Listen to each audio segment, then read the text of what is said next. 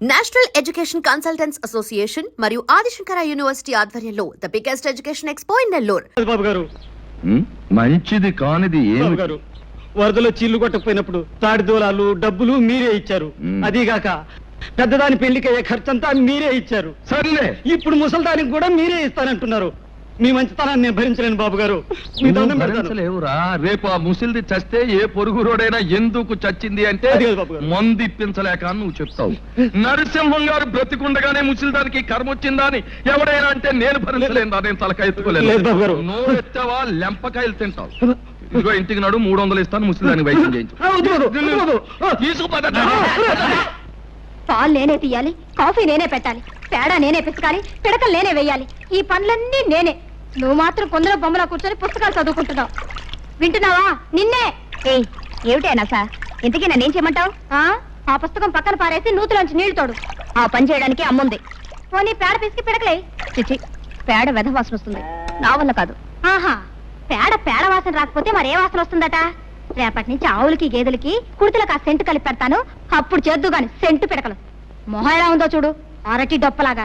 నోరుముయి, నీ మొహమే ఉంది కొండ ముచ్చులాగా. నీ మొహమే ఉంది పెంట కుప్పలాగా. కోతి, నోరు మూస్తావా? నువ్వు నోరు మూసుకో. ఏయ్, నువ్వు నోరుమోయి ముందు. నువ్వు నీ నోరు మూసుకో ముందు. అబ్బా, తెల్లారిందో లేదో మొదలు. ఏమొచ్చిందే మీకు?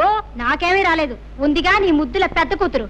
ఈవిడ గారేమో మహారాణిలా కూర్చుంటుందట, పనులన్నీ నేను చేయాలట. అసలు నాకు తెలియకడుగుతాను, ఏమిటి ఈవిడ గారి గొప్ప? దాని సంగతి నీకు తెలుసు కదే. నువ్వు చేయగలిగినంత వరకు చెయ్యి, మిగతా పనులు నేను చేస్తాను. ఏమిటి అక్క చెల్లెళ్ళు ఇద్దరు చెట్టుపట్లు ఆడిపోతున్నారు? నువ్వేమైనా అన్నావా? అయ్యో, ఏమన్నా అంటే ఊరుకుంటారు మీ పిల్లలు. ఇది రోజు ఉండే భాగవతమే గాని ఎందుకో పిలిచారు చెప్పండి. ఓ 300 ఇవ్వు. 300? ఎందుకు? తర్వాత చెప్తాను, ముందు ఇవ్వు. ఏమిటండి తర్వాత చెప్పేది? ఊళ్ళో ఎవరికో ఏదో వచ్చి ఉంటుంది, తాగుతున్న అమ్మా అని తయారయ్యారు ఉపకారానికి. నెమ్మదిగా మాట్లాడు, ముందు ఇవ్వు. నేను ఇవ్వనండి. ఇవ్వవు? ఇవ్వను. నా కోపం వస్తుంది. ఏం చేస్తారు? ఏమైనా చేస్తాం. ముందు ఇవ్వు. నేను ఇవ్వనంతే. ఇవ్వమంటున్నాను. ఇప్పుడు చెప్పాను.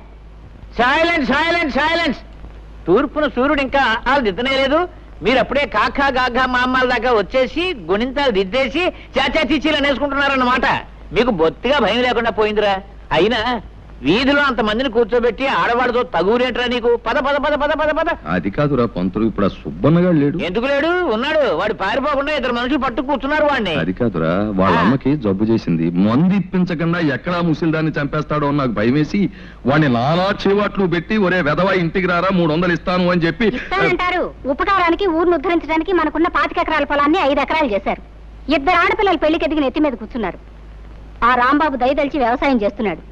కనీసం ఎరువుల కన్నా డబ్బులు ఇవ్వకపోతే ఏం బాగుంటుంది? ఆ డబ్బు తీసుకెళ్లి ఎవరికో ఇస్తానంటారు. మీరేనే చెప్పండి మాస్టారు, ఇలా అయితే ఈ సంసారం ఏం బాగుపడుతుంది? అర్థమవుతుందమ్మా, అర్థమవుతుంది వీడి వెధవ బుద్ధి. ఒరేయ్, కాస్త జాగ్రత్తగా వినరా. సంసారానికి మగాడు కూడికి లాంటి వాడురా. ఊరికే తెచ్చి పడేస్తూ ఉండాలి. భార్య గుణకారం లాంటిది, భర్త తెచ్చిన దాన్ని రెట్టింపు చేస్తూ ఉండాలి. పిల్లలు ఎలాగూ మైనస్లే కదా, అంటే తీసివేతలన్నమాట.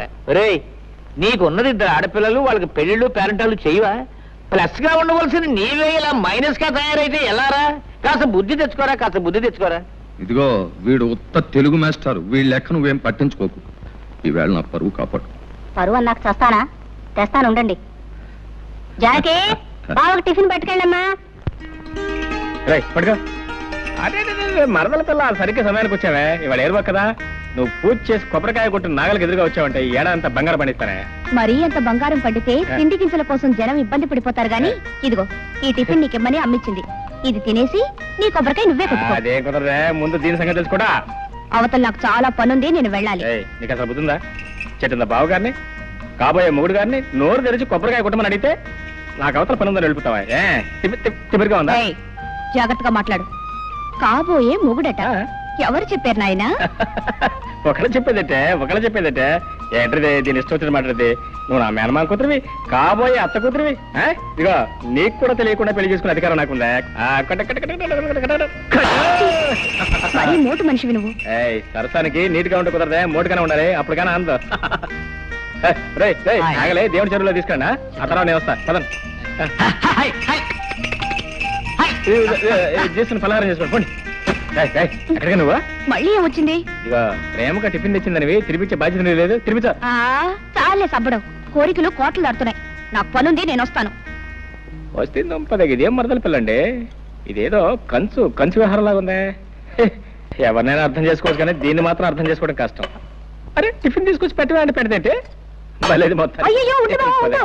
ఏ, ఏంటి? అత్తయ్యకి అసలు బుద్ధి లేదు బావా.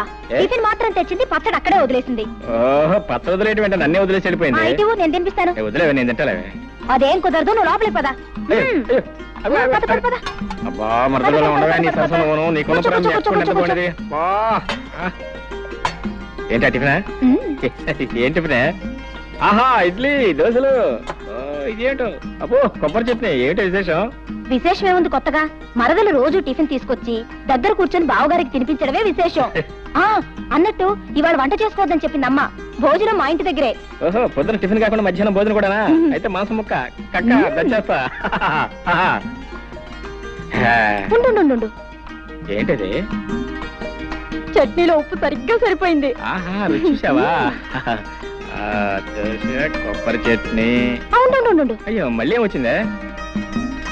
దోశ కూడా చాలా బాగుంది. ఆ? అవును ఇంతకు నన్ను తినేస్తావా లేదా? అయినా నీకు ఇంట్లో అత్తయ్య తిండి పెట్టలేదేమే? కోపడకు బావా. మరి ఏంటి మరి? ఇగో నీకు కావాలంటే మొత్తం తినవు, నాకేం అక్కర్లేదు, నేనేం అనుకోను. అది కాదు బావా, ఆ. ఏదో బావగారివి కదా, నా చేత్తోనే తినిపిస్తే బాగుంటుంది కదా అని తిను బావా. ఆహా చిన్నప్పటి నుంచి నువ్వే తినిపించా పాపం, లేకపోతే మా తింటే తెలీదు. ఇదిగా మరి ఇక్కడి నుంచి వెళ్తా లేదా? సరే బావవి నా చేత్తోనే తినిపిద్దామని ఆశపడ్డాను. ఆ. పోనీ ఓ పంచే, నువ్వు తినిపించు, నేను తింటాను. ఆ? అత్తగా అత్తగా టిఫిన్ తేవడేమో నా కోసం తీసుకొచ్చింది, తందింటేమో సరిపోయాక నాకేం మిగులుతుంది? ఆ? వస్తా బావా. ఓ సోస పెట్ట.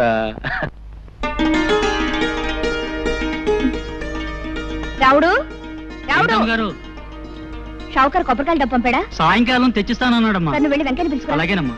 రావులమ్మా, రావులమ్మా. ఏమిటి అలా ఉన్నావు? పెద్దయ్య గారికి ఇప్పుడు 3 సార్లు కాఫీ తీసుకెళ్ళి ఇచ్చానమ్మా. తుప్పుకుని మొహాన్ని ఉమ్మేసి ఒకటే తిట్టడం మొదలెట్టారు. ఆయనకి మీరు ఇస్తే కానీ కుదరదమ్మా. వెళ్ళండమ్మా వెళ్ళండి. తాతయ్య చాలా కోపంగా ఉన్నారా? వెళ్ళండమ్మా, మీకే తెలుస్తుందిగా. తను వెళ్ళి కాఫీ తీసురా.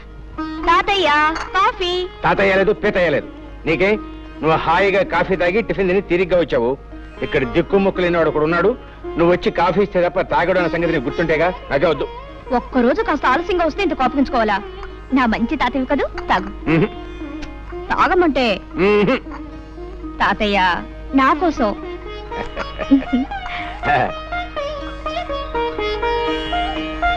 అబ్బా అద్భుతంగా ఉందమ్మా. ఆ పని మనిషి ఇందాకిస్తే అవతల పారేశాను, అసహ్యంగా ఉందని. ఏమిటి ఏమిటా నవ్వు? ఎందుకు? నువ్వు బాలు తను పారేసిన కాఫీ ఇప్పుడు తీసుకొచ్చాను. అమ్మ బడవా. చిన్నబాబు, టిఫిన్ అంతా ముందు పెట్టుకుని తినకుండా తపస్సు చేస్తున్నావేంటి? తినడానికి తిథి ముహూర్తాలు ఏమైనా ఉన్నాయా? ఉన్నాయి, అందుకే వెయిట్ చేస్తున్నాను. ఏమిటవి? నువ్వు రావటం తిది తినమని చెప్తాం ముహూర్తం. రోజు నువ్వు చెప్తా అలవాటు అయిపోయి నువ్వు రాకపోతే అసలు తినబుద్దే కావటం లేదు. నువ్వు పట్నంలో ఉన్న 4-5 సంవత్సరాలు ఏవి తినకుండానే ఎలా బ్రతికావు? అదేమిటి? అక్కడ నేను లేనుగా.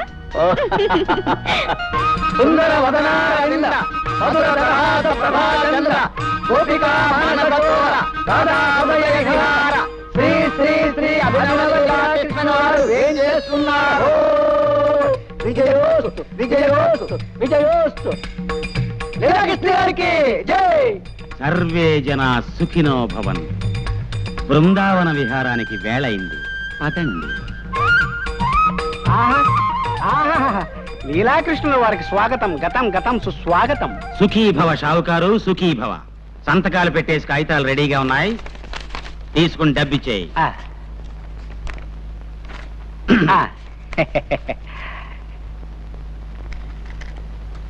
ఇదిగో బాబు, మాకివ్వాల్సిన బాకీ పోను, మిగతా మీ సొమ్ము తీసుకోండి. బాబు, సంవత్సరానికి ఇలా 4-5 ఎకరాలు అమ్మేస్తుంటే ఎలా బాబు?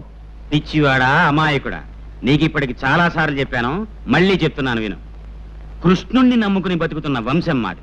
మా తాతగారి పేరు గోపాలకృష్ణుడు. ఆహా. ఆవుల వ్యాపారం చేసి చాలా గడించాడు. ఫ్లూటు కచేరీలు చేసి ఆయన సంపాదించాడు. ఓహో. పోతే నా పేరు లీలాకృష్ణుడు. ఏమీ చెయ్యను. బృందావనం లాంటి పల్లెల్లో లీలలు మాత్రం చేస్తుంటాను.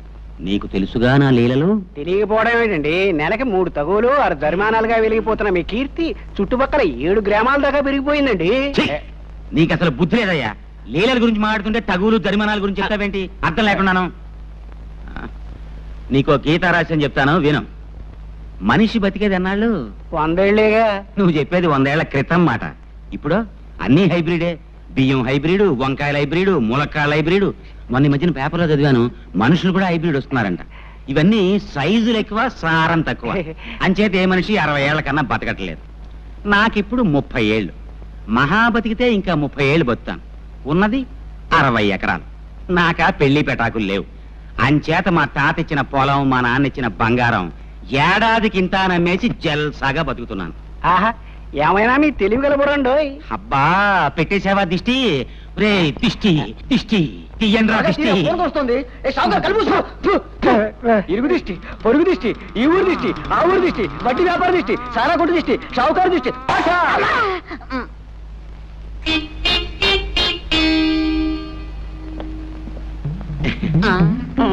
సర్వే జన సుఖినో భవంతు, సుఖినో భవంతు. ఒరే సింహం, నీ పద్ధతి ఏమి నాకు నచ్చలేదురా. నీ పద్ధతి నాకు నచ్చలేదు. ఏమిట్రా నా పద్ధతి నీకు నచ్చంది? నీకేమిటో నా పద్ధతి నచ్చంది. చెప్పమంటావా? ఊళ్ళో ప్రతివాడి అవసరానికి అడ్డం పడిపోయి ఉపకారం అనే పేరుతో ఉన్నదంతా తగలబెట్టేస్తున్నావు. రే పిచ్చి పంతులు, నన్ను మాట చెప్పమంటావా? మనిషి అన్నవాడు ఎవ్వరికీ ఉపయోగపడని బ్రహ్మచముడు తుప్పలా బతకూడదరా. 10 మందికి ఉపయోగపడే కరివేపాకు చెట్టులా బతకాలి. అది చూడు, కోసే కొద్దీ చిగురిస్తుంటుంది. మనం అంతే. అలాగే తాలింపులో వేసుకుంటారు, తినేటప్పుడు తీసి అవతల పనేస్తారు ఆ కరివేపాకుని. నీకు బుద్ధి ఉందిరా వేధవా? నువ్వే వెధవ. నువ్వే వెధవి. నువ్వే వెధవ. నువ్వే వెధవనా? వెధవి. నువ్వే వెధవన్నా వెధవి. నేనే వెధవనా? నేను వెధవనా? నువ్వు కాదు. నువ్వు కాదు. ఏంటి మామూలు ఇద్దరు పోరాడుకుంటున్నారు? ఏం లేదండు, ఏది చెప్పినా బెత్తం బుచ్చుకు మరీ బుద్ధి చెబుతాడు. నేనే చంటుకురానా? పంతులు గారు కదా. అలా చెప్తే కానీ వీడికి బుద్ధి లేదు. సర్లే, ఎరువులకు పట్నం వెళ్తాన్నావు, వెళ్ళేటప్పుడు మీ అత్తయ్యని అడిగి డబ్బు తీసుకెళ్ళి. వెళ్ళక్కడ ఉంది డబ్బు. వెంకటకి ఎప్పుడో ఇచ్చేసాడు అన్ని వెదవ ఊర్లు. నోర్మి అది కాదండు. నాకు తెలిసిన మావయ్య, నువ్వు ఇలాంటిది ఏదో చేస్తావనే డబ్బు నేను సిద్ధంగానే పెట్టుకున్నాను. వస్తా పొలంలో పర్వాలేదు. సాయంకాలం రచ్చబండ దగ్గర తగు ఉంది. ఏది ఆ లీలాకృష్ణ గారి తగ్గనా? తొందరగా వస్తా పంతులు గారు. ఆగండి ఆగండి. పంచాయతీ పెద్దలారా, ప్రజలారా, శాంతించండి. అసలు జరిగింది చెప్పేస్తాను. ఆ అమ్మాయి నడిచి పెడుతోంది. నా చేతికి వాచి లేదు. టైం చూద్దామని పవిత్రంగా అమ్మాయి చేయబట్టుకున్నాను. అంతే, నేనేదో మానభంగం చేయబోతున్నానని భయపడిపోయి పీక తెగిన మేకలాగా అరవటం మొదలెట్టింది. నేను భయపడి నోరు నొక్కేశాను. ఇంతలో ఈ రాంబాబు వచ్చి నన్ను ఎడాపెడా వాయించేశాడు. అసలు నన్ను అపార్థం చేసుకుని అన్యాయంగా వాయించేసి రాంబాబుకి వేయండి జరిమానా. యథాబద్ధాలాడు. నువ్వు ఆ అమ్మాయిని అల్లరి పెట్టావు కాబట్టి నేను చేసుకోవాల్సి వచ్చింది. మర్యాదగా నిజం ఒప్పుకో. ఏంటి అలా మీద మీదకి వస్తున్నావు? మళ్ళీ వాయించేస్తావా? నీ మొహాన్ని నేను మళ్ళీ వాయించాలా? మర్యాదగా చేసిన తప్పు ఒప్పుకుని క్షమాపణ వేడుకున్నావా సరే, లేకపోతే నేను కాదు వీళ్ళంతా కలిసి అంటారు. మావయ్య, జరిగినట్టు చెప్పాను. తర్వాత తీర్పు మీ పెద్దల ఇష్టం. వస్తా.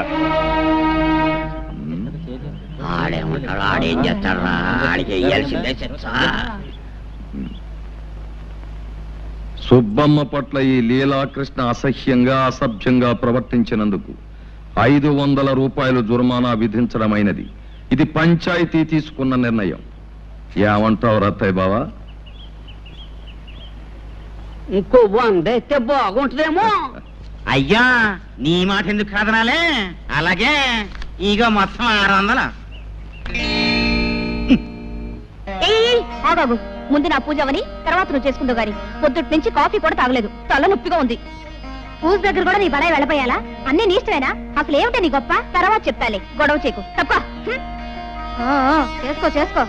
ముందుగా నువ్వు పూజ చేసుకున్నంత మాత్రాన నీ కలెక్టర్ మొగుడు రాడు, నాకే మొగుడు రాకుండాను పోడు.